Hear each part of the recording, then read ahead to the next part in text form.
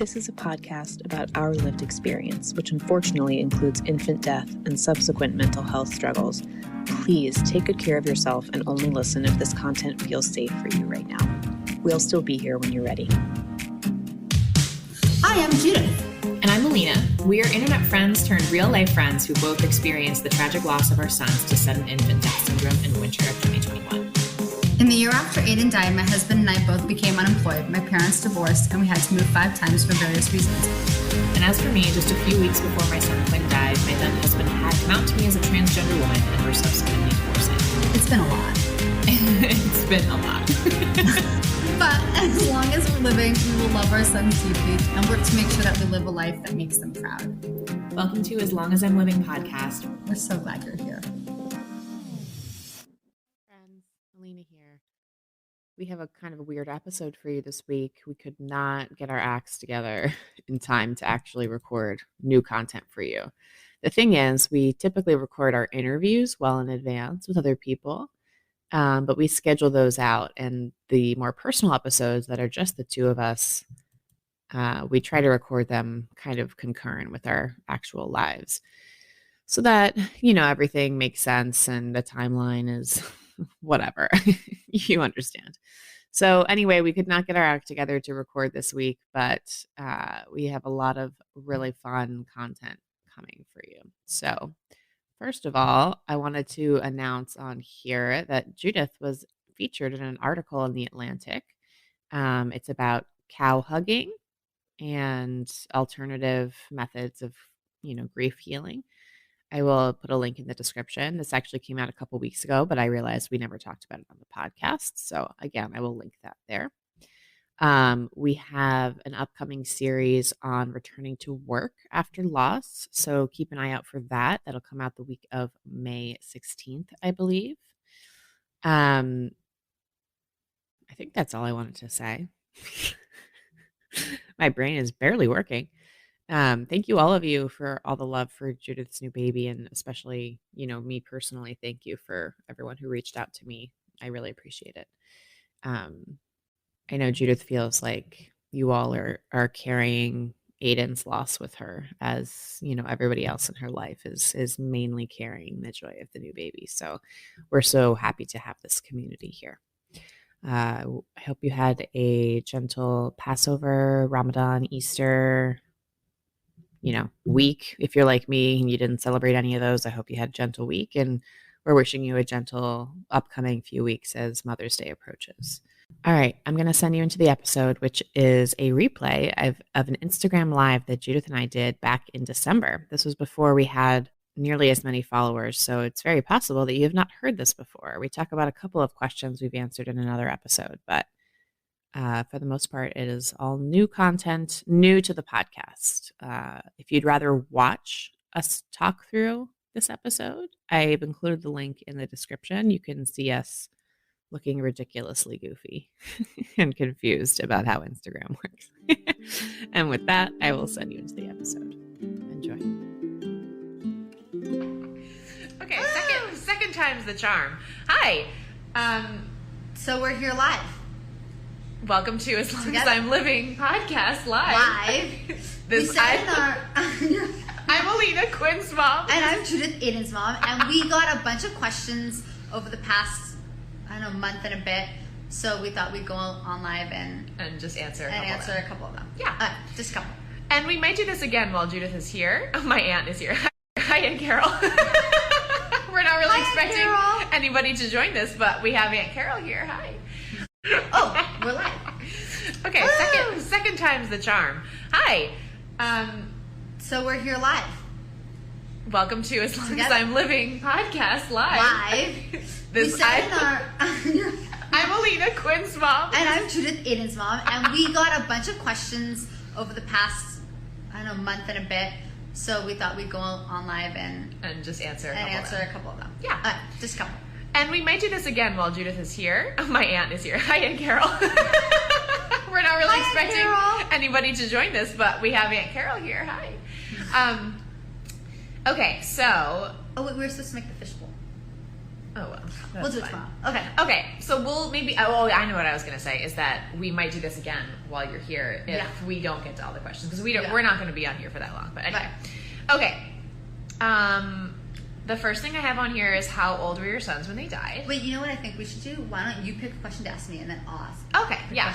Well, let's answer that one now because I said that. So my son was 3 months and 27 days old. And my son was 2 months and 20 days. I sometimes wonder, do you feel sad that I got an extra month with Quinn? Yes, but then I know people who lost their babies at 9 weeks. And then I think to myself, I'm lucky I had 2 months and 20 days because there's so many people that had just 2 months or 1 month and 20 days. That's right. But I do feel jealous that you had that extra month. Yeah. Aunt Carol, can you hear us? If you can't hear us well, let me know. Just send me a text. If you can, you can type it in the chat. If you can hear me, don't say anything because I'll get distracted.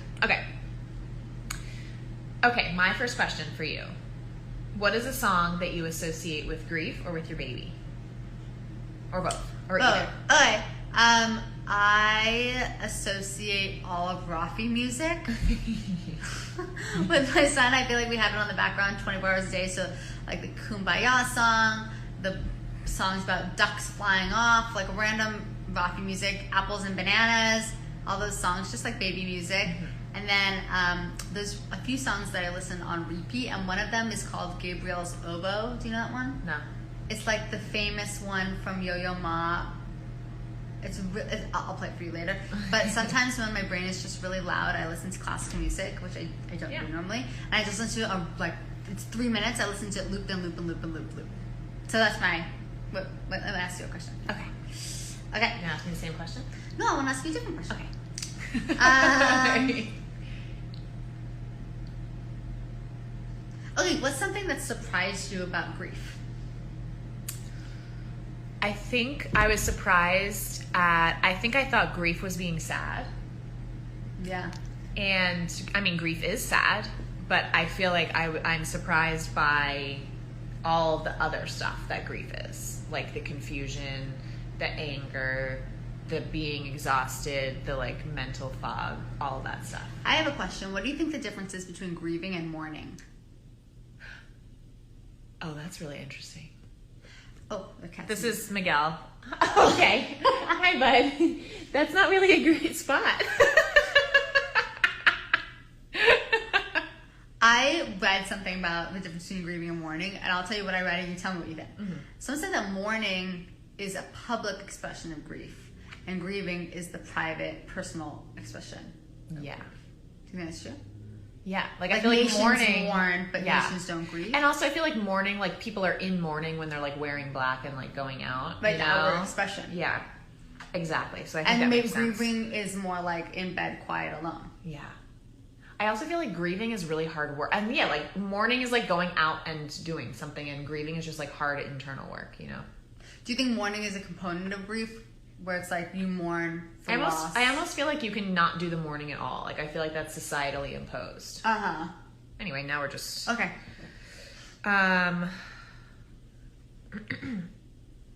Okay, my next question is, how did you pick Aiden's name?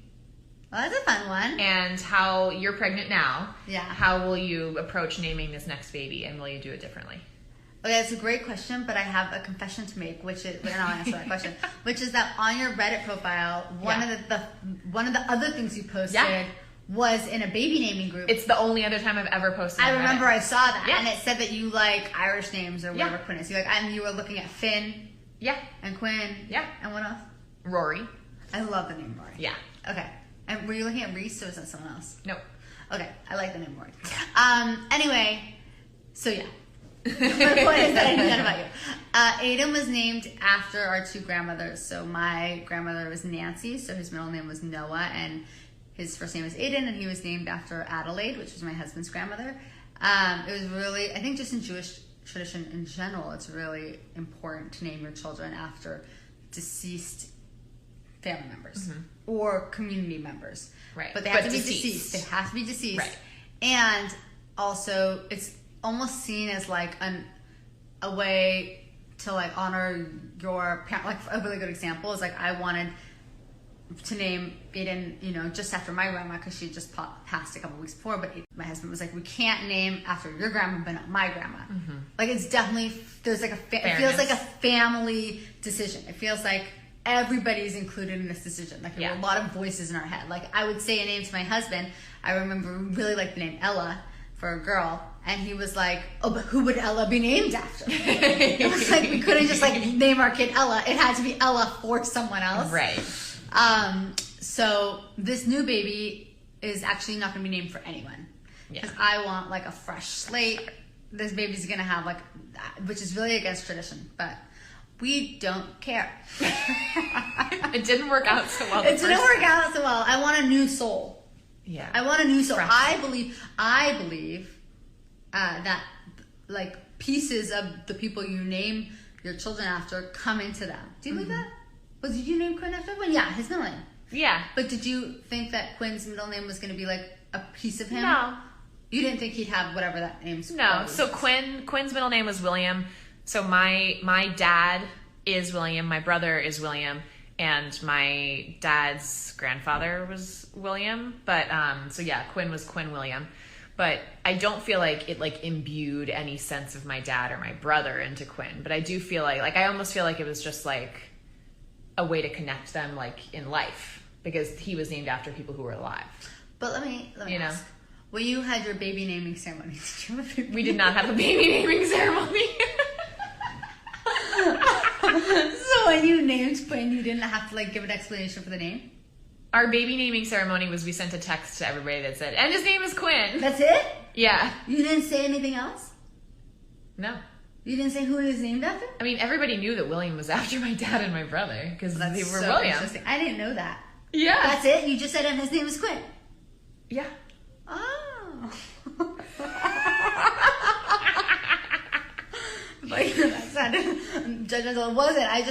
It's so different. In our community, like, you name the baby after someone and then you explain why you chose that name. Right. So we said, like, Adelaide was a really strong woman. We wanted Aiden to be strong. Nancy. Yeah, we don't do that. Oh. Okay. Well. But so anyway, this new baby, you're going to do a fresh name. A fresh name. A fresh so there's start. going to be, like, new personality, new qualities, new person. Yeah. That's our plan. Okay.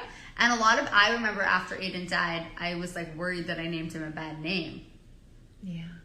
I worried that I've actually seen, a few weeks after he died, this little boy, I think he was 5, named Aiden, got shot in a car, like a freak gun accident. Like, you were like, oh no, Aiden's a bad luck yes, name. I did think that. And now we have a name already picked out for this girl that we're having, and now I'm like constantly checking to make sure no one else's baby died that found the name. I saw this person on Instagram whose baby was named that, and now I'm like freaked out that this is a bad name too. But then I was like, what are you supposed to do? I don't know what to do. People die with every name. People die with every name. Yeah. I thought, what if I named this kid Sarah? That's the most generic name that I could think of. And then I was like, well, people die with that name. More people die with that name. All right. Okay. We're done. Oh, look, Miriam's on. Oh, hi, Miriam. Hi. And other people, hi. I'm surprised there's anybody here. What was I gonna say? Oh yeah, I feel like I would consider naming another kid the names that we were thinking of for Quinn, but you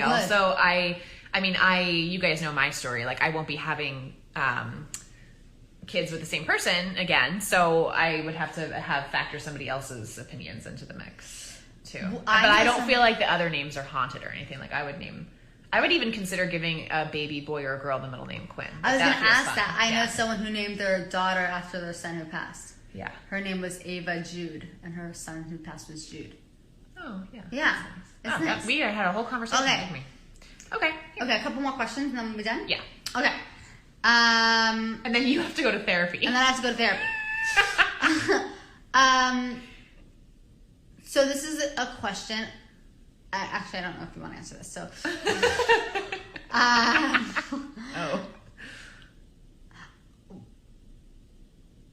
why don't you talk a little bit about the grief retreat that we did in the past summer?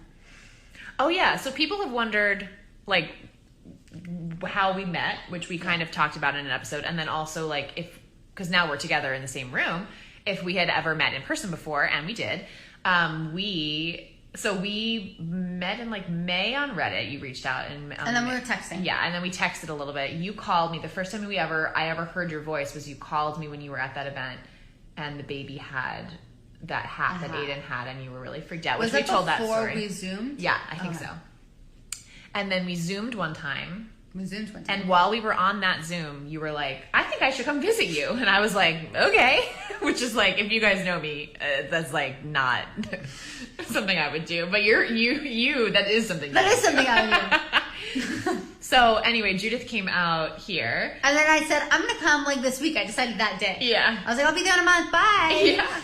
And we booked it. And I was like, is this too much for me? But then it was actually really fun. So we booked an Airbnb in New Hampshire up on a lake, and it was very remote, and it had no internet and no cell service. And it was rustic, but it was perfect. And so we like got lost on the way there. Yeah.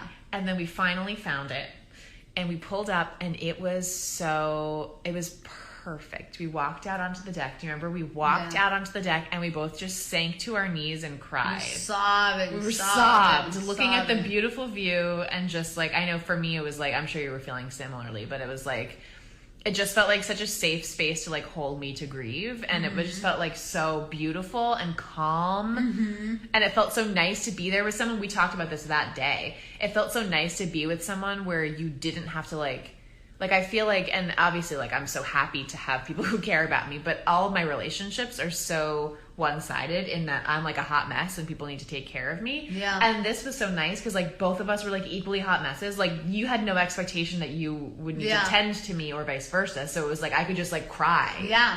You know, it felt so good. We cried so much. I also remember thinking like it was so beautiful. I was like, this must be what heaven looks like. I really remember thinking that. I was like, oh, I think our kids are here because it was just so pretty that it felt like that.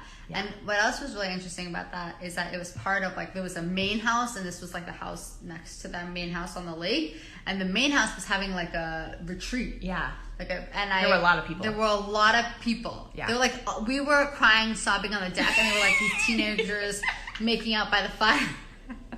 One house over. Yeah. But it was so nice. And so that was the first time we met, and that was the only time we met until today. Yeah. But we talk on the phone like 5 times a day. Yeah. Yes. Which is all me. It's all true. My Aunt Carol, who's watching, is like, I haven't talked to Alina on the phone in like 5 years. On your voicemail it says, it's like, sorry I can't answer the phone right now. Why don't you text me? It's like, if you can't, it says leave me a message and I'll get back to you. Or just text me. Which is even better, just text me. Yeah, I remember that's the snap, like, I guess she really doesn't want me to call. All right, I have a good last thing to do before we go. Yeah. Do you have a grief confession you would like to share? I do, but I think we should save the one that's really bad for the podcast. Okay, I'll share one, which is actually, so I have, obviously when you have a baby, a living baby, you have burp clots everywhere because babies like spit up like crazy everywhere. So we had like burp clots spread out throughout our entire house. And then once he died, those were convenient because I would cry into them all the time. And like, I still have them everywhere, like whatever. I have one right here because this is my living room crying burp clot. But my grief confession is the one that's in my purse. I still haven't washed since he died. You have one in your purse? Yeah. That's nice. Because I use it for therapy. That's smart. That's really smart. So I have a burp cloth in my purse that I've been crying into for 10 months that Quinn also probably spit up on. But he also cried into it too. And he cried into it, I'm sure. That's sweet. It's kind of gross. It's really gross, actually. But yeah. I don't know if I said this on the podcast, but my grief confession would be that I stick my head into his onesies. Yeah, you did say that. That's an episode that aired this morning, which you guys should go listen to. But I meant to say, like when I was editing it, I was like, oh, I should have said this, but I put Quinn's pacifier in my mouth a couple times. I do that too. Yeah. We're really fucked up. I really think we sound deranged. I don't think anyone should. It's all we have. It's all I have. It's all I have. I don't know. Like, I think I was surprised that I imagined grief being a little, like publicly messier. Yeah. Do you know what I mean? Like, I thought I was gonna run through supermarkets, smashing things on the floor. And I've only done that one time. I didn't smash it on the floor. But I did break that body wash by accident. By accident. But yeah, that was the first time I heard of it. Like, I feel like I thought in my head before what it looked like was someone just like throwing bags of flour everywhere. I thought it was like really screaming. Out of control emotions. And it's not that I don't think it is. It's just I think it's less public than you imagine. And it's also just a lot of lying on the floor, you know? It's a lot of lying on the floor. Yeah. Anyways, that was it. Well, this has been a really fun first live. Yeah, so we'll save this so other people can watch it. Again tomorrow? We'll just do a little one every day. We didn't even announce that this was happening, so. I know, it was spontaneous. We're honored to have do another one tomorrow. Listeners. We will see you guys later. Bye, guys. Bye. To all of our wonderful new friends, we want to hear from you. Email us at aslongasimlivingpodcast@gmail.com and follow us on Instagram at aslongasimlivingpodcast. We'll get back to you as soon as our grieving brains allow.